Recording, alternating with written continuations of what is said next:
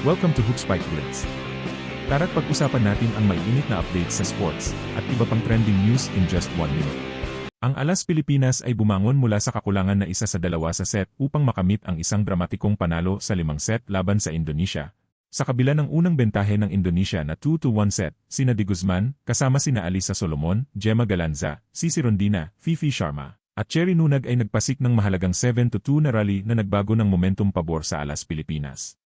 20-25, 25-20, 16-25, 25-20, 15-10 noong linggo sa Nakhon Ratchasima, Thailand. Ang kanilang panalo ay hindi lamang nagbigay sa kanila ng pangatlong pwesto, kundi nagmarka rin ng magkasunod na bronze finishes sa 2024 Southeast Asian V-League. Mga ka-Blitz, maraming salamat sa panunood ng video na to. Para sa iba pang mga Blitz report, mag-subscribe, like, at comment below. Magdasal at mag-ingat tayo palagi. Hanggang sa susunod, maraming salamat.